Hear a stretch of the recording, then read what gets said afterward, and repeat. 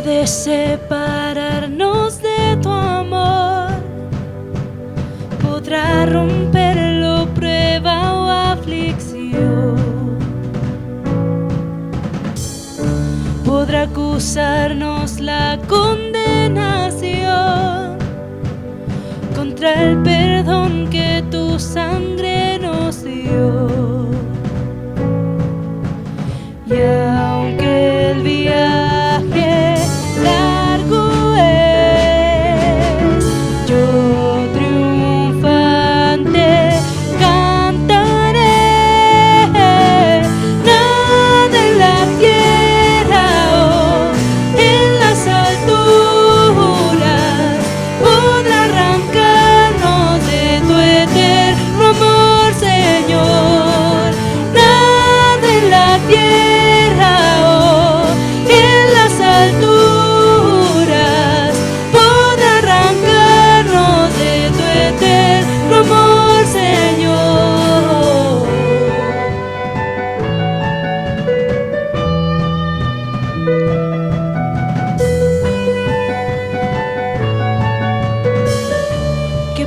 separarnos de tu amor. Venciste tú la muerte y su aguijón, y a tus pies caerá todo poder, pues tú gobiernas todo, eres rey. Y aunque el viaje largo es, yo triunfante cantaré. Nada en la tierra o en las alturas podrá arrancarnos de tu eterno amor, Señor. Nada en la tierra o en las alturas podrá arrancarnos de tu eterno amor, Señor.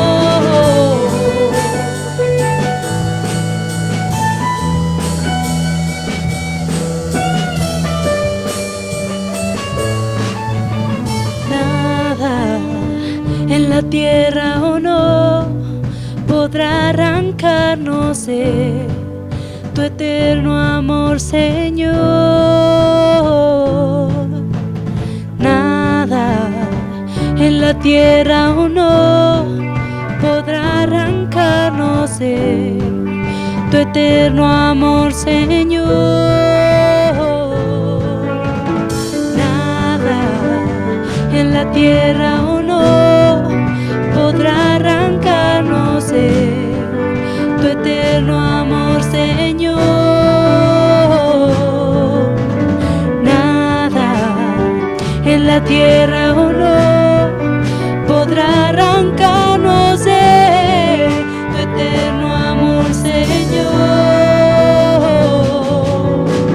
Nada en la tierra o en las alturas podrá arrancarnos de tu eterno amor, Señor.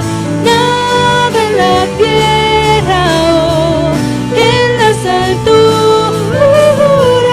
podrá arrancarnos de tu eterno amor, Señor.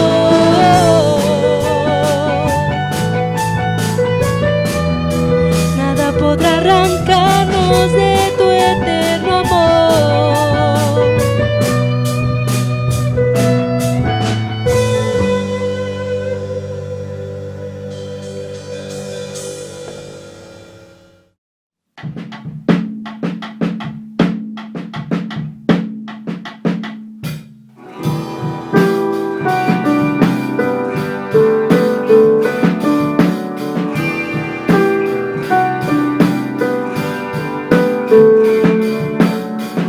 Sin esperanza me encontraba yo, muerto y perdido en mi transgresión, hijo de ira, enemigo de Dios.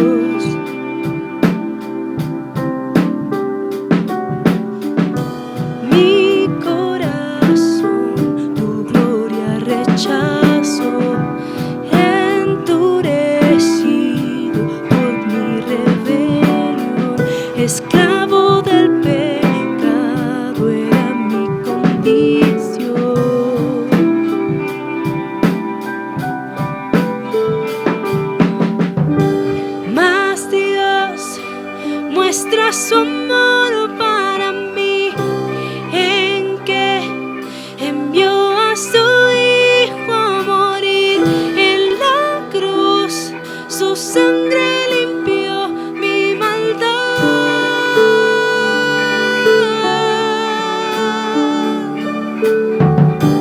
Mas Dios muestra su amor para mí, en que envió a su Hijo a morir en la cruz. La ira de Dios propició, tomando mi lugar, tomando mi lugar.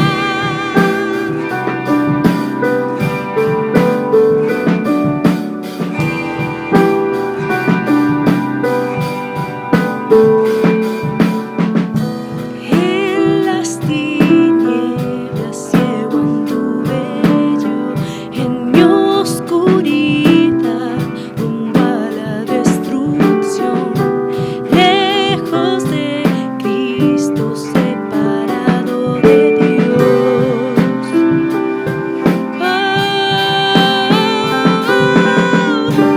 Mas Dios muestra su amor para mí, en que envió a su Hijo a morir en la cruz.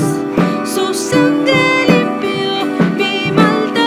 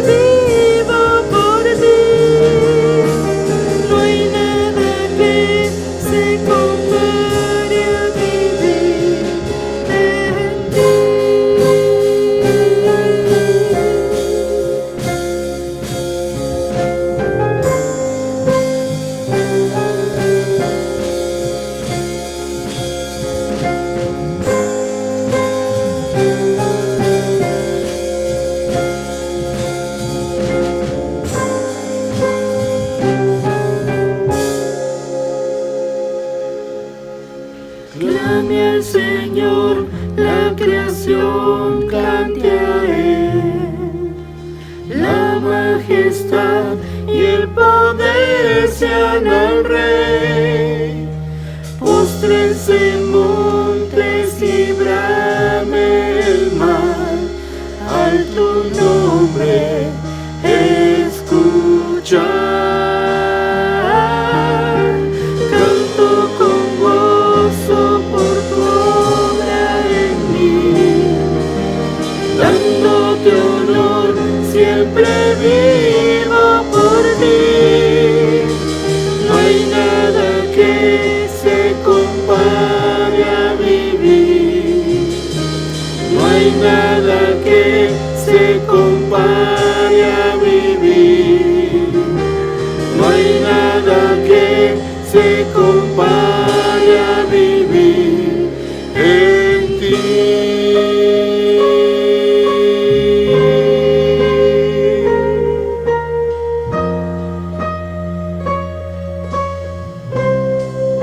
La muerte venciste, el velo partiste, la tumba vacía ahora está.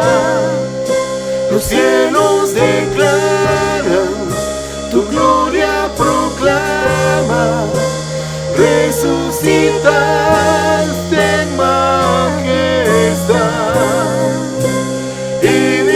Inigualable, incomparable, hoy y por siempre reinarás. Tuyo es el reino, tuya es la gloria, tuyo el poder y autoridad. Poderoso su nombre es, poderoso su nombre es, el nombre de Jesús mi Rey. Poderoso su nombre es, incomparable ser, poderoso su nombre es, no hay otro nombre.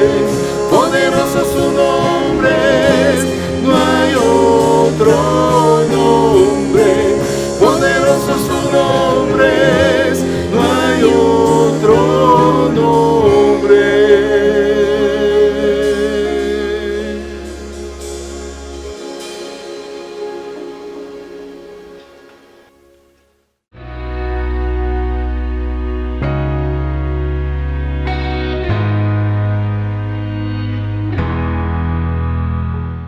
Muy buenos días, familia en Cristo. Seguimos estudiando el Evangelio de Marcos. Si tienes una Biblia, por favor, acompáñame a Marcos capítulo 11, versículo 12 al 26. El título que le estoy poniendo a este mensaje es Tres cosas que debemos aprender. Tres cosas que debemos aprender. Me encanta el aprendizaje. Nosotros vivimos en un tiempo realmente muy bendecido. ¿En qué sentido? Vivimos en esta generación donde que la información lo tenemos al acceso de un clic de nuestros celulares. ¿Por qué? Porque a través de nuestros celulares podemos tener no solamente una sola Biblia, sino varias traducciones de la Biblia. Es decir, con esta información Dios quiere que tú y yo realmente aprendamos de lo que Él quiere enseñarnos.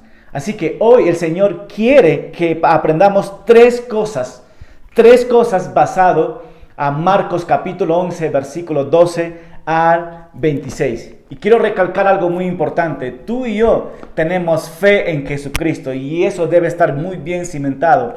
Tenemos el Espíritu Santo morando en nosotros, pero también tenemos la palabra de Dios que realmente nos va a enseñar cómo alimentarnos, cómo aprender a través de ella. Siempre tú y yo vamos a estar aprendiendo hasta el día que tal vez el Señor nos lleve. Pero la pregunta es, ¿estás dispuesto a aprender la palabra de Dios? Realmente Dios quiere no solamente que deposites tu fe en Él, pero Él también quiere que tú lo conozcas.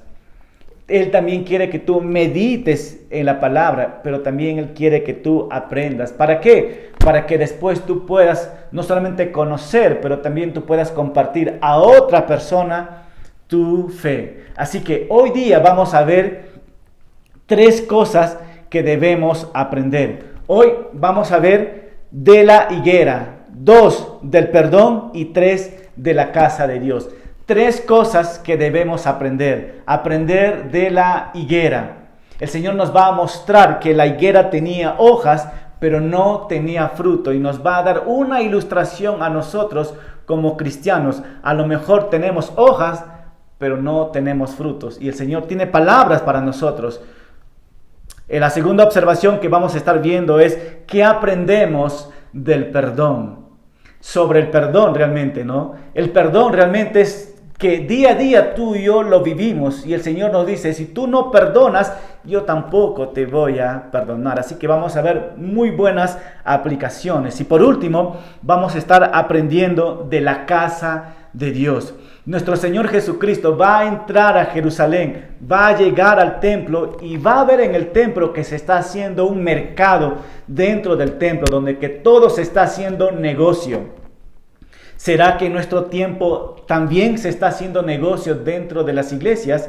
Así que hoy día vamos a aprender sobre la casa de Dios. ¿Qué es lo que Dios quiere que hagamos en su casa? Así que, por favor, hoy vamos a estar viendo Marcos capítulo 12 al versículo 14, que nos habla de la higuera. Después yo voy a leer, me voy a saltar al versículo 20 hasta el versículo 26 para conectar lo que habla de la higuera y hablar un poquito del perdón. Y en el proceso voy a estar hablando sobre qué aprendemos sobre la casa de Dios. Así que solamente sígame en los pasajes. Si tienes una Biblia, te voy a estar llevando a los pasajes que vamos a estar estudiando el día de hoy. Así que Marcos capítulo 11, versículo 12, nos dice así la palabra de Dios. El día siguiente, cuando salieron de Betania, Jesús tuvo hambre. Al ver de lejos una higuera con hoja, fue a ver si hallaba en ella algún higo. Pero al llegar no encontró en ella más que hojas, pues no era el tiempo de los higos. Entonces Jesús le dijo a la higuera, que nadie vuelva a comer fruto de ti. Y sus discípulos lo oyeron. Versículo 20. A la mañana siguiente, cuando pasaron cerca de la higuera, vieron que ésta se había secado de raíz. Pedro se acordó y le dijo, mira, maestro, la higuera que maldijiste se ha secado. Y Jesús le dijo, tengan fe en Dios, porque de cierto les digo que cualquiera que diga a este monte, quítate de aquí y échate en el mar, su orden se cumplirá, siempre y cuando no duden en su corazón, sino que crean que se cumplirá. Por lo tanto, les digo, todo lo que pidan en oración, crean que lo recibirán y se les concederá. Y cuando oren, si tienen algo contra alguien, perdónenlo, porque también su Padre que está en los cielos les perdonará a ustedes sus ofensas. Porque si ustedes no perdonan, tampoco su Padre que está en los cielos les perdonará a ustedes sus ofensas. Acompáñame con una oración. Querido Padre, te damos gracias una vez más por tu palabra, Señor. Realmente tu pueblo quiere aprender estas verdades. Así que ayúdanos, Señor, no solamente a tener el conocimiento en nuestras mentes, pero que este mensaje puede calar en nuestros corazones y pueda haber una transformación, Señor, con la enseñanza de la higuera, con la enseñanza del perdón y con la enseñanza de tu casa, Señor. Bendícenos, te lo pedimos en el nombre de Jesucristo. Amén. Amén. Entonces, ¿qué aprendemos nosotros de la higuera? Marcos 11, versículo 12, nos dice realmente, Jesús está hablando, Jesús tenía hambre realmente, ¿verdad? Y como él tenía hambre, él vio un árbol de higuera. Y en un árbol de higuera encuentra higos, pero él se quedó con una sorpresa, que realmente este árbol parecía realmente que estaba dando frutos, pero realmente no había nada. En Israel florecen estos árboles de higos en el mes de febrero hasta el mes de abril. Actualmente la higuera son uno de los frutos de mayor producción en el continente árabe, mejor dicho, en Israel. Es decir, que varias empresas israelíes exportan los higos a diferentes lugares de ese continente. Entonces Israel es muy conocido también por sus higos en estos tiempos, ¿verdad? Porque ellos exportan. Pero en el tiempo de Jesús va a utilizar esta ilustración para comunicar y dar un mensaje muy profundamente a las personas que lo están oyendo. Jesucristo va a utilizar ilustraciones. Jesucristo siempre utiliza muchas cosas para dar ilustraciones. ¿En base a qué? Ilustraciones en base a nuestra fe, ilustraciones en base a nuestra condición, ilustraciones en base al fin de los tiempos. Y cuando Jesús quiere comunicar algo en esta situación, siempre Él va a utilizar ya sea un árbol, ya sea una cosa, o ya sea monedas, levaduras, aceite o zarza. Siempre Jesucristo va a querer comunicar a su pueblo para que realmente el pueblo lo entienda. Así que en esta ocasión Jesucristo va a utilizar la higuera para dar una ilustración a su pueblo. Ahora, la higuera no es que en el tiempo de Jesús recién este árbol se estaba floreciendo. No, este árbol ya es muy antiguo realmente. De hecho, en Génesis capítulo 3, versículo 7 nos dice así: entonces se le abrieron los ojos a ambos y se dieron cuenta de que estaban desnudos y cosieron follajes de, ¿qué dice? De higuera, y hicieron ceñidos para sí mismo. Entonces, ¿qué nos muestra? Que el árbol de higuera ya existía desde hace mucho tiempo. Así que la palabra de Dios nos dice así: al ver de lejos, dice, una higuera con hoja, Jesús fue a ver si hallaba en ella algún higo. ¿Qué es lo que podemos observar? O quiero que te fijes en esto, ¿no? Jesús se acercó a la higuera con hojas. ¿Por qué Jesús se acercó a la higuera con hojas? Porque Él tenía todo el deseo de encontrar estos pequeños higos comestibles. Sin embargo, después de que Jesucristo observó, inspeccionó la higuera, no halló, como dicen los americanos, nothing. No encontraron nada. Entonces, como dije al principio, la higuera representa a Israel. ¿A dónde nos lleva esto? Que la nación de Israel en sí tenía la religión. En el tiempo de Jesús tenían ya la religión. Y tenían la religión no que recién estaban iniciando, sino que ellos tenían ya la religión muy desarrollada. ¿Qué quiere decir con eso? Dios ya las había revelado a ellos las escrituras. Ellos ya tenían un hermoso templo, ellos ya tenían sus fiestas, ellos tenían ya sus sacrificios y todo esto, pero toda esta apariencia superficial daba esperanza a los gentiles o a las personas de afuera que realmente el pueblo o la religión judía podía dar frutos. Y no solamente podía dar frutos en pequeña cantidad, sino que aparentaba que podía dar frutos abundantemente. Pero Israel, nuevamente, como representa la higuera, solamente se notaba como si tuviera hoja. No producía lo que su apariencia prometía. ¿Qué quiere decir con esto? El pueblo de Israel, con toda la escritura, con toda la palabra de Dios, con todo su templo, con todos los ritos que hacían, aparentaba que realmente ante los ojos de la humanidad, que este pueblo va a dar muchísimo fruto. Y Jesucristo da a entender también, así miraba a la higuera, con hojas, ¿verdad? Pero lo interesante era que la verdad que no producía lo que su apariencia prometía. Nuevamente, la higuera era un símbolo de la religión de Israel. Muchas hojas, pero nada de frutos. Es más, todos sabían que el pueblo de Israel estaba corrompido.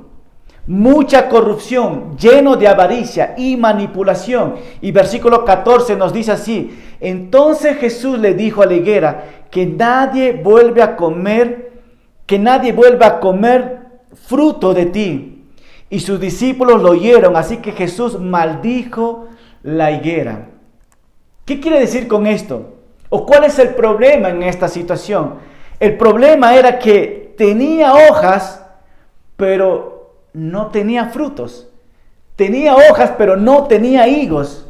Las hojas decían que aquí hay higos, pero no había higos.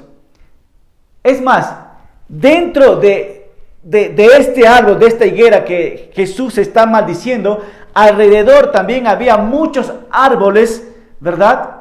Con muchas hojas.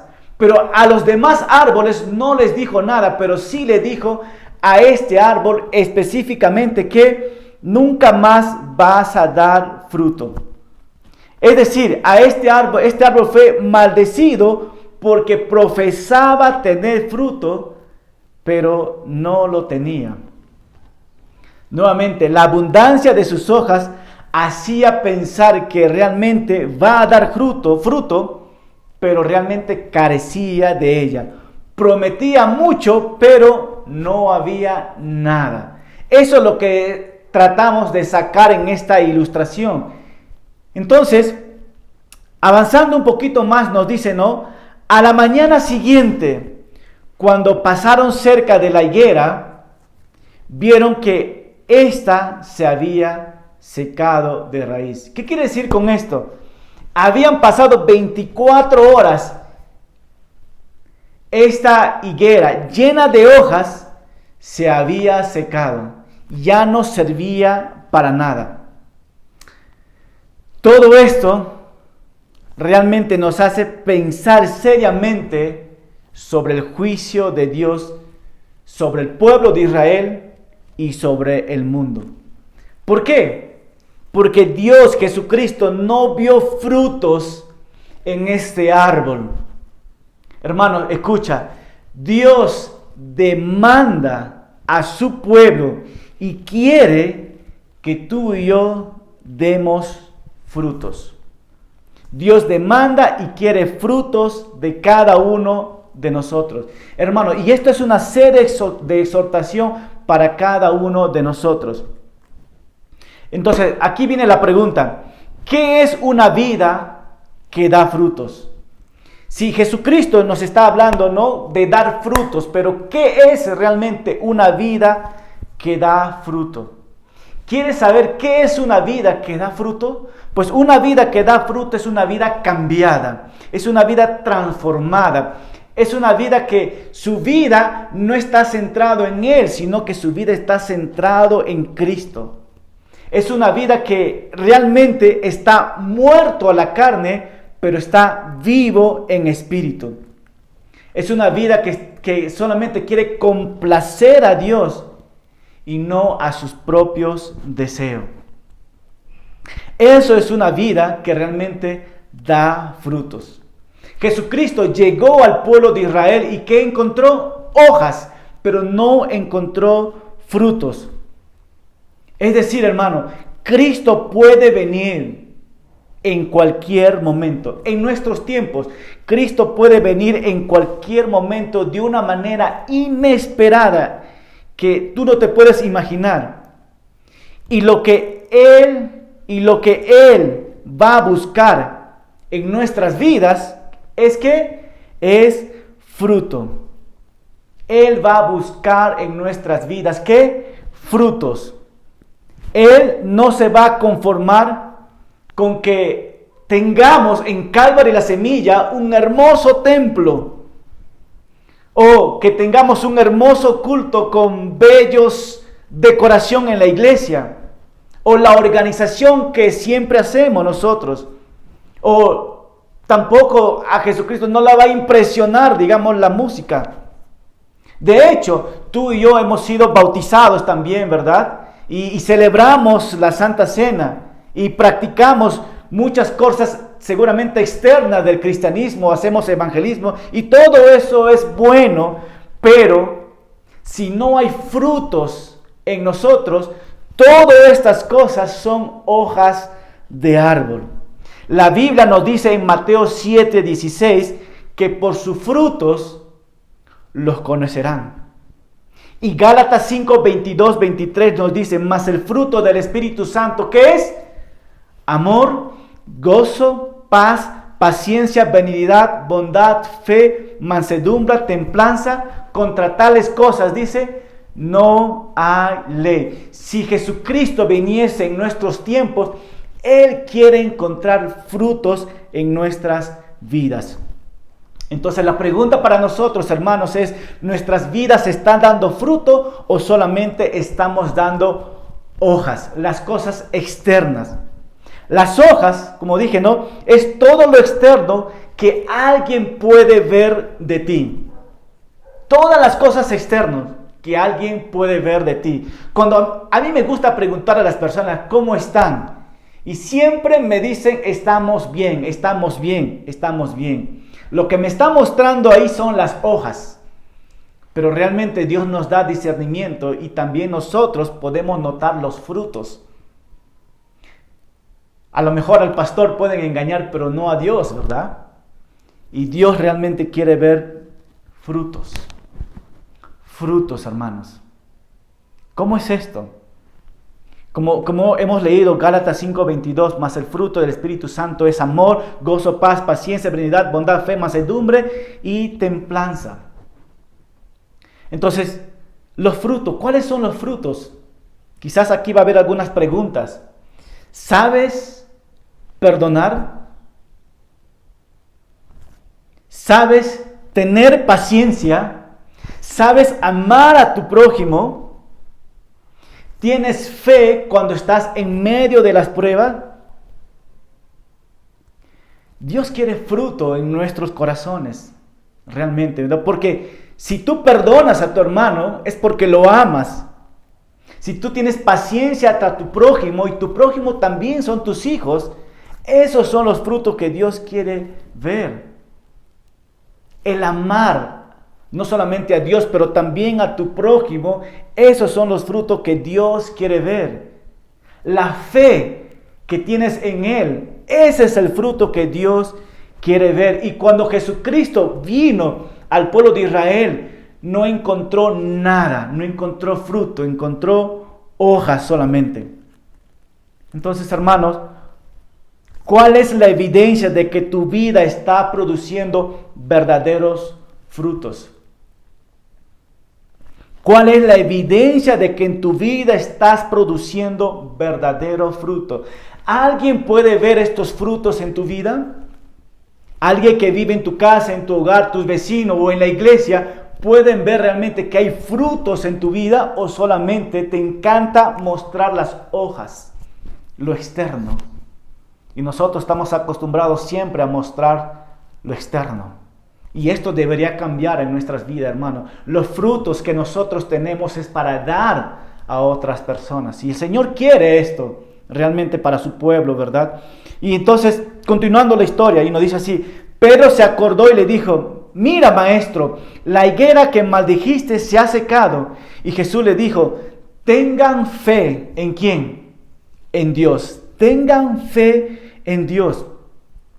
Pedro y los discípulos estaban asombrados por el poder manifestado de Jesucristo un día antes sobre el árbol de la higuera.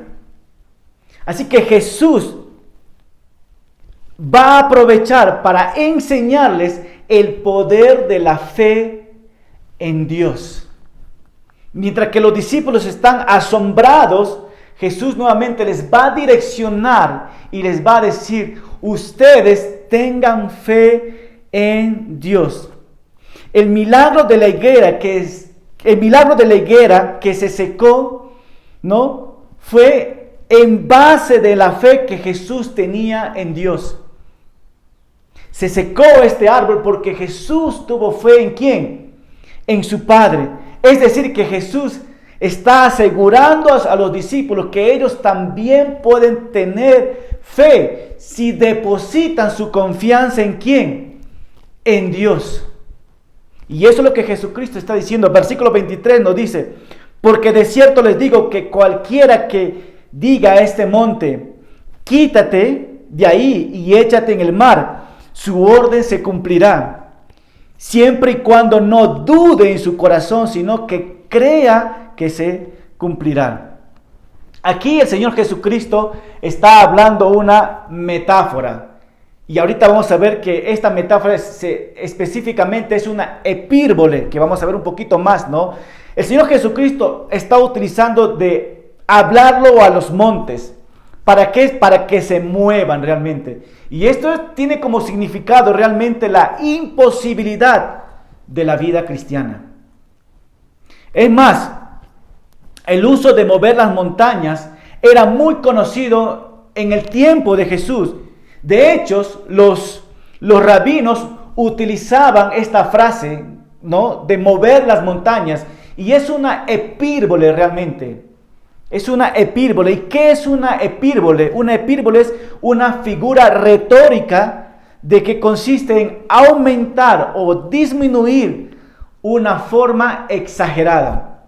¿Qué quiere decir? Si tú tienes una cosa, vas a aumentar o disminuir de una manera exagerada. ¿Qué quiere decir con esto? Déjame darte unos ejemplos realmente, ¿no? En nuestra vida cotidiana, cuando tú hablas con tu hijo viene y te repite, por ejemplo, ¿no? Mamá, ¿qué tengo que hacer? Y nosotros como padres a veces respondemos: ya te dije 1000 veces de lo que tienes que hacer. Eso es una epírbole. No que le dijiste 1000 veces, simplemente estás exagerando las cosas, ¿verdad? Otro ejemplo podría ser, ¿no?, cuando alguien viene y te cuenta una historia y tú le miras a la cara y le dices: mira, esta historia ya me contaste más de 100 veces. Bueno, pues esta es una epírbole. Así que Jesucristo está utilizando aquí una epírbole, una exageración realmente. ¿Para qué?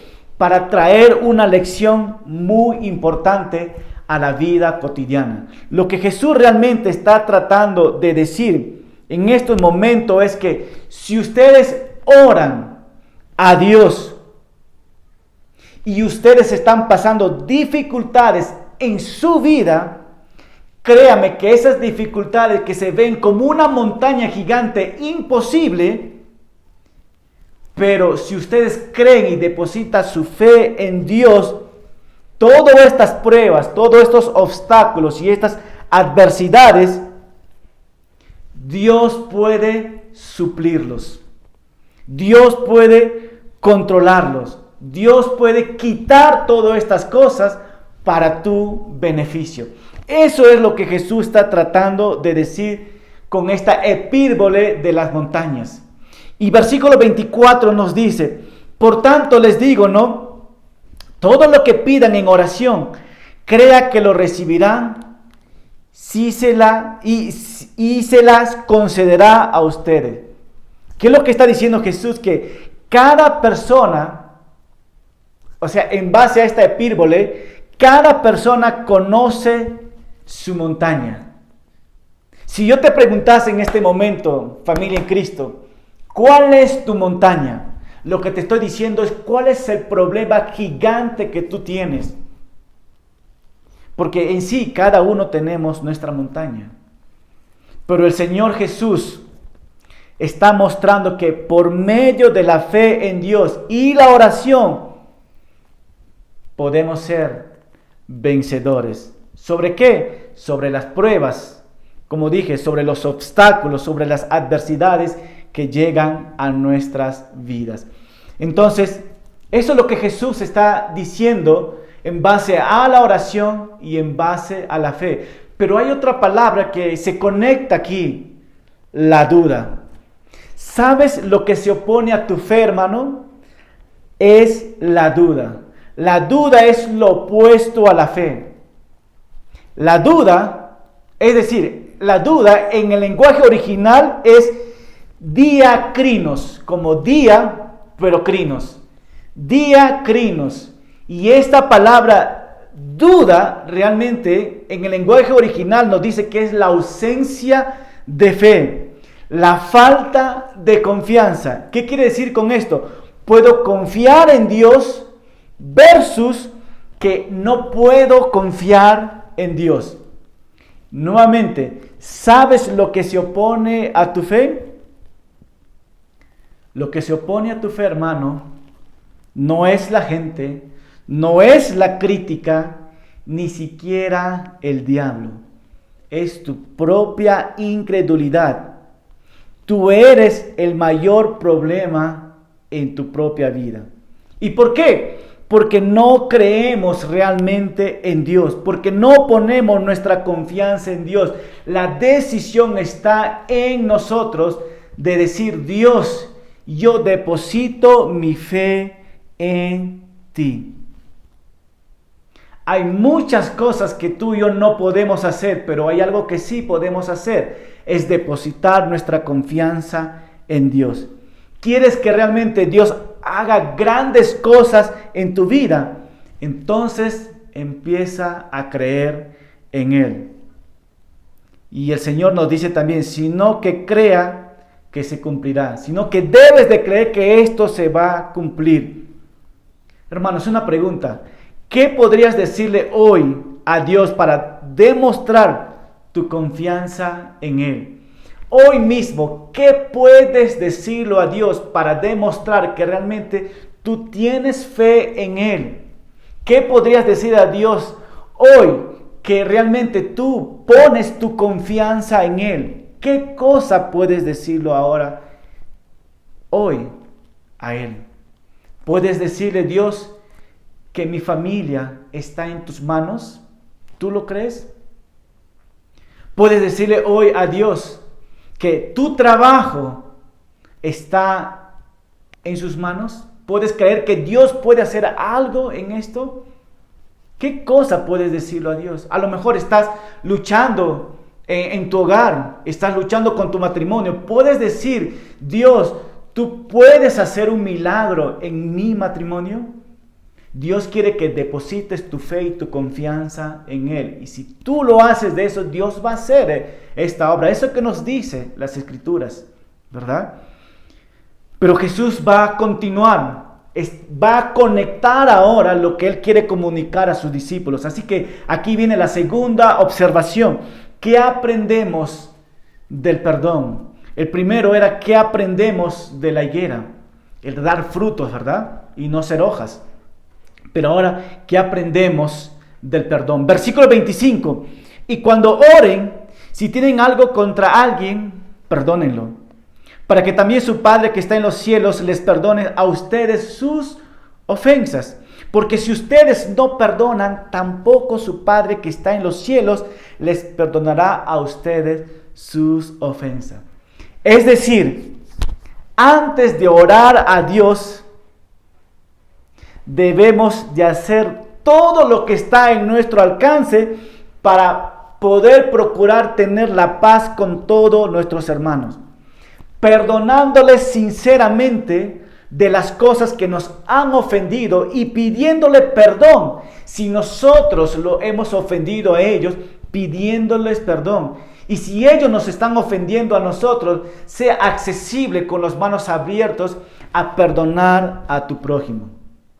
De hecho, hay otros pasajes que nos hablan sobre el perdón. Efesios 4:32 nos dice así: por el contrario, sean amables unos con otros, sean de buen corazón, y aquí viene, y perdónense unos a otros, tal como Dios los ha perdonado a ustedes por medio de Cristo. Colosenses 3:13 nos dice así: sean comprensivos con las faltas de los demás. Te repito, sea que dice comprensivos, comprenden las faltas de los demás. ¿Y qué más dice? Y perdonen a todo el que les ofenda. Y recuerdan que el Señor les perdonó a ustedes, así que ustedes deben perdonar a otros. ¡Wow! Yo sé que Dios ahora está hablando hoy a su pueblo sobre el perdón. El perdón. Todas las personas que están escuchando por Facebook Live, por YouTube y por la radio, hoy el Señor te está diciendo, si tú tienes un problema con alguien, perdónalo. Pero pastor, yo no quiero perdonarlo. Bueno, pues aquí vamos a hablar un poquito. ¿Qué es la falta de perdón? Es querer cobrar la deuda a toda costa. Es decir, desear que la persona sufra lo mismo o algo peor de lo que me hicieron a mí. Es decir, es guardar odio, guardar rencor, guardar resentimiento y tener un deseo de venganza hacia la otra persona. Eso es cuando tú no quieres perdonar. Eso es lo que hay en tu corazón. ¿Y realmente eso es lo que quiere Dios? ¿Realmente quieres vivir de esta manera? ¿Con la falta de perdón? Y por otro lado, hermano, ¿qué es el perdonar? El perdonar es una acción. Te repito, el perdonar es una acción que libera a la persona de la deuda o un castigo. ¿Por qué? Porque ya no lo vas a hacer nada de esto a tu prójimo, ¿verdad? Entonces la pregunta es, ¿por qué es importante el perdón para Dios? ¿Por qué Dios nos pide a la iglesia que debemos de perdonar? ¿Por qué? Y aquí quiero mostrarlo por tres razones. Número uno, porque es importante para ti. Y número dos, porque es importante para tu hermano. Y número tres, porque realmente es más importante por Dios. Así que vamos a ver rápidamente estos. Es importante para ti, para usted. Cuando no perdonamos, Dios no tiene que encarcelarnos o ponernos en la cárcel. Nosotros mismos nos ponemos en la cárcel. Nos encerramos en una prisión de ira y de ansiedad cuando no perdonamos. Y en esta cárcel, lleno de ira, lleno de ansiedad, reparamos lo que nos han dicho, recordamos lo que nos han dicho una y otra vez, y cada vez este pensamiento que era pequeño empieza a hacerse más grande. Tu ira, tu odio va aumentando mucho más, que ya no lo puedes ni controlar. Pero el perdón de Jesucristo es la llave que abre esta cárcel. Tú estás encarcelado, no puedes salir de este lugar, pero Jesucristo tiene la llave que puede liberarte realmente y te libera para tu propio bien. Entonces, hermano, para tu propio bien, tú debes de aprender a perdonar. Si no perdonas, realmente no vas a disfrutar del propósito que Dios tiene para el resto de tu vida. Porque la falta de perdón, hermano, la falta de perdón te mantendrá atorado en el pasado. Entonces, para tu propio bien necesitas perdonar a tu prójimo. Y de esta manera tú puedes continuar con tu vida. Entonces, ¿qué quiere decir? Es importante para ti que tú puedas perdonar. Pero también, número dos, es importante para tu prójimo, para tu hermano. ¿Y por qué es importante por él? Porque esta persona te está esperando a grito que tú llegues a su casa y le pidas perdón, tal vez por el daño que tú le hiciste, ¿verdad? Porque ahí tú estás mostrando el amor de Dios hacia esta persona. Y realmente Él está esperando esto. Entonces también es importante por tu hermano que tú lo perdones. Y por último, es más importante para Dios. Para Dios es más importante que tú perdones. ¿Por qué? Porque cuando tú perdonas, la condición aquí es si tú perdonas, el Señor te perdona. Entonces, en pocas palabras, para ser perdonados debemos de perdonar. Dios realmente lo toma muy en serio lo que es el perdón. No te da una opción. Él no te dice, déjame, nosotros decimos esto, déjame pensar si le perdono a esta persona, déjame pasar a ver un año que hice el tiempo. Normalmente nosotros hacemos esto. Hacemos pasar, no perdonamos a la persona y la hacemos sufrir por un año. Y déjame decirte, tú puedes estar un año viniendo a la iglesia y Dios no te perdona. Porque no has perdonado a tu hermano. El Señor dice, si tú quieres que te perdone, perdona a tu hermano. En pocas palabras, el Señor te está diciendo, no, si tú perdonas a tu hermano, así funciona en mi reino. En el mundo tal vez funciona diferente, pero en mi reino, si tú eres mi hijo y eres parte de mi reino, las reglas son así. Ve y pide perdón a tu hermano, ¿verdad? No puedes, si no perdonamos nosotros a nuestros hermanos, no podemos tener intimidad con Dios. ¿Por qué? Porque cuando en nuestro corazón realmente mora la amargura, mora el rencor y la falta de perdón, Dios no quiere trabajar con nosotros. Eso es la verdad. El Señor está diciendo, yo no te voy a perdonar. Entonces, hermanos, ¿qué aprendemos nosotros del perdón? Nosotros aprendemos esto, que el perdonado, que somos nosotros, deberíamos perdonar. Una persona preguntó a un pastor, ¿por qué deberíamos perdonar a una persona que nos ha lastimado tanto? Una persona se acercó al pastor y le dijo, pastor, ¿por qué yo tengo que perdonar a esta persona que me ha lastimado tanto por mucho tiempo? Es más, pastor, yo nunca voy a perdonar a esta persona. Se acercó un miembro de la iglesia a hablar con el pastor. Y el pastor le dijo, si tú no quieres perdonar a esta persona, entonces espero que nunca peques. Porque si tú pecas, Dios no te va a perdonar. Otra persona que estaba al lado le preguntó al pastor, pastor, ¿cómo puedo encontrar la fuerza para perdonar? El pastor le dijo, yo no lo tengo y tampoco tú lo tienes. El único lugar donde debemos encontrar la fuerza para perdonar es recordar lo mucho que Jesús me ha perdonado. Si yo no puedo perdonar y no puedo encontrar fuerza, mira a Jesucristo y piensa cuánto Él nos ha perdonado. Y cuando recuerdas esto, eso te va a dar la fortaleza y la gracia para ir a perdonar a otras personas. Qué lindo, ¿verdad? Hermano, quiero hacer una pregunta.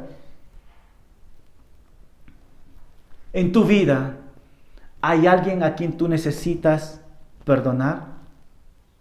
En tu vida, ¿hay una acción que necesitas tomar ahora para perdonar? O mejor dicho, ¿hay alguien quien te ha herido en el pasado y te ha hecho tanto daño? Y tú sabes que has botado lágrimas, pero aún así, ¿estás dispuesto a tomar una acción en perdonar a esta persona? Es más, quiero animarte ahora, familia en Cristo, que hagas una lista a las personas a quien tú has herido en el pasado o durante de tu vida. Y número 2, toma la decisión de perdonarlo de todo corazón. Y por consiguiente, toma un tiempo de arrepentirte por guardar por mucho tiempo el rencor y el odio.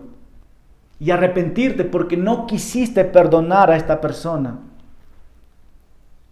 Y tal vez una acción que deberías tomar después de hacer estas cosas es ir donde la persona y decirle verbalmente: perdóname por 2 años que no te he hablado, por 2 años que no quise perdonarte, pero perdóname ahora. A lo mejor necesitas tomar esta acción. Como nos dice Mateo 6:15, porque si no perdonas a los hombres, tampoco vuestro Padre Celestial os perdonará a vosotros. Entonces, hermano, recuerda esto: no importa lo que te hagan, nunca tendrás que perdonar a alguien más de lo que Dios ya te ha perdonado. Dios te ha perdonado tanto, hermano. ¿Por qué no somos capaces de perdonar esas pequeñas ofensas que nos hicieron a nosotros?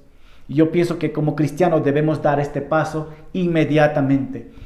Y la última observación, hermano, ¿qué aprendemos de la casa de Dios? Versículo 15 al 19. Así que vamos a ver algunas pinceladas y lo vamos a ver rápidamente. Versículo 15. Llegaron a Jerusalén y al entrar Jesús en el templo comenzó a echar de allí a los que vendían y compraban en su interior.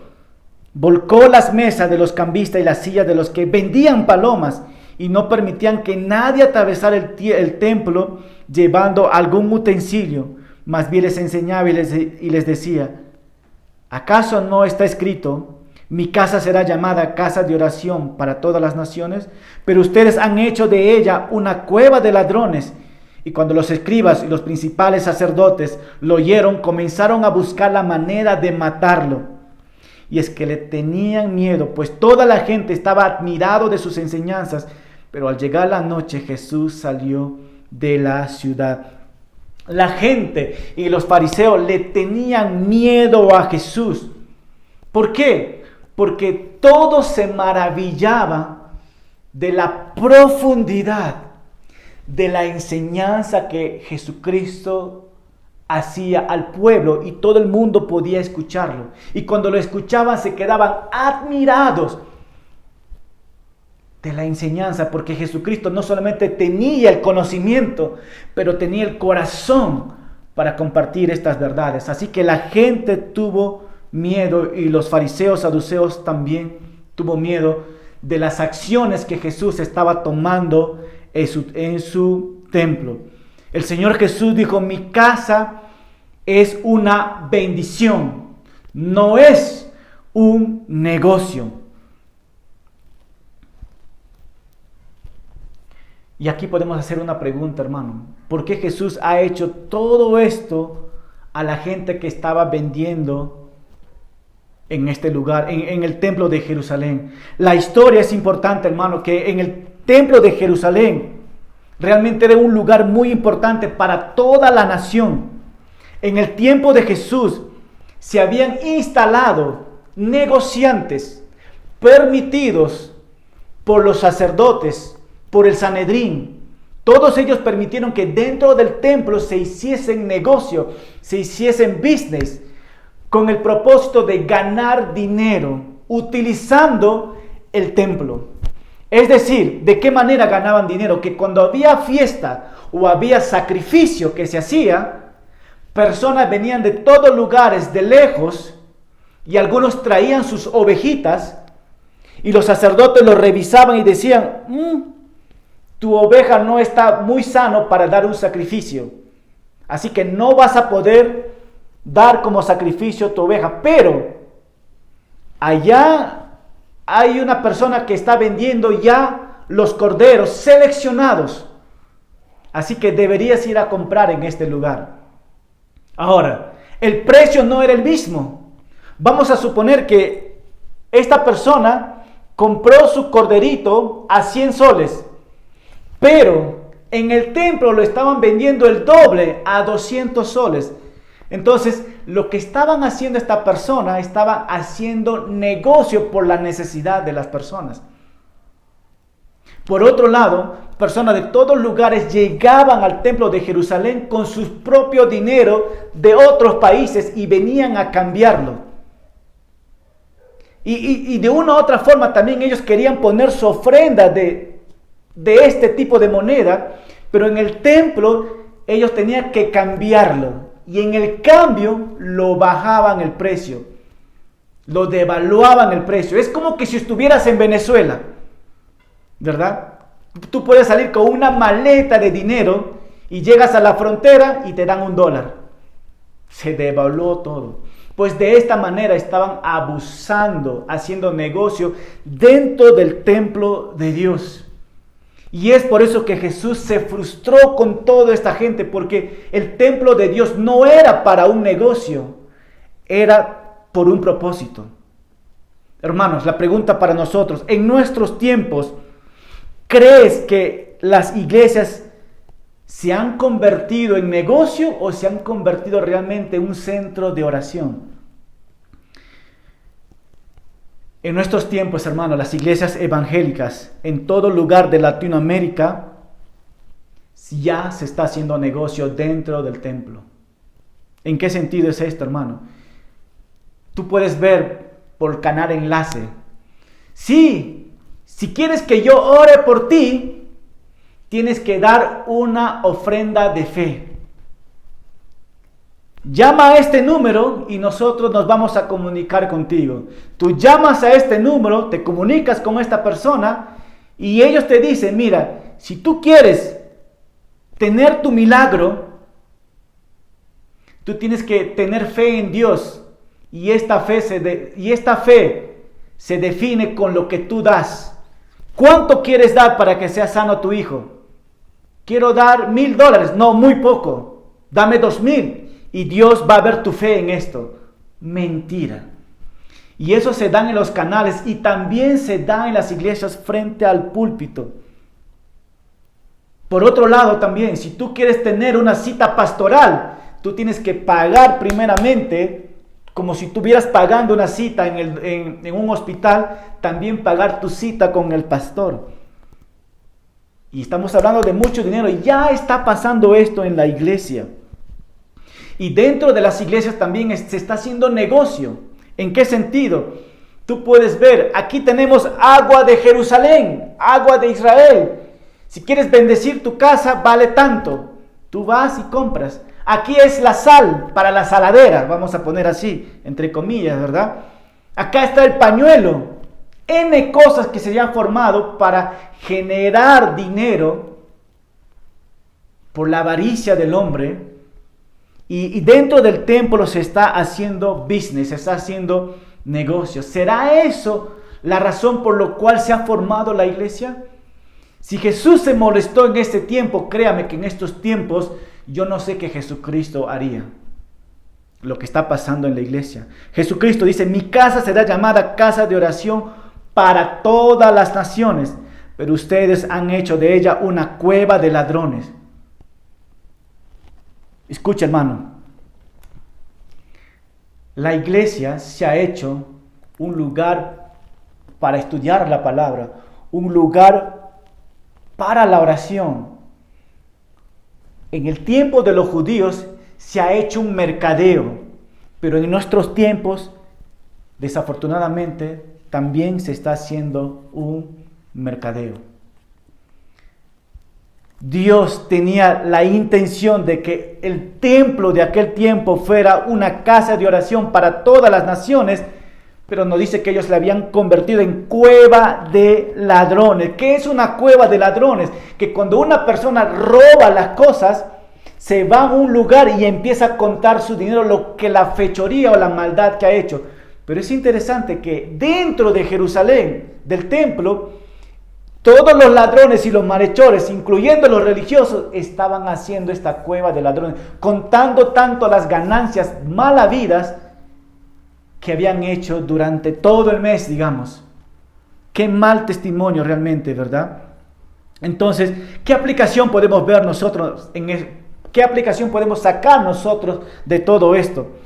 El templo o la iglesia debería ser un lugar de oración. Un templo donde que los adoradores puedan venir a adorar a Dios. Un tiempo donde que las personas pueden venir a ser alimentadas y crecer a través de la palabra de Dios. Para eso se ha creado la casa de Dios. Para eso se ha formado la iglesia. Pero no se ha formado para un negocio. 3 cosas que debemos de aprender. Y con esto termino, hermano. Hemos aprendido de la higuera. ¿Tenemos hojas o damos frutos? Hermano, que tu vida no sea una vida que solamente muestra las hojas, lo externo, pero internamente no hay nada. Dios quiere que mostremos frutos en nuestras vidas y aprendemos de la higuera. Y número 2, aprendemos del perdón. ¿Estás listo para perdonar como Dios te ha perdonado? ¿Ya tienes tu lista a quién tienes que acercarte y pedir perdón? Debes tomar este paso, debes tomar esta acción, hermano. Y por último, ¿qué aprendemos de la casa de Dios?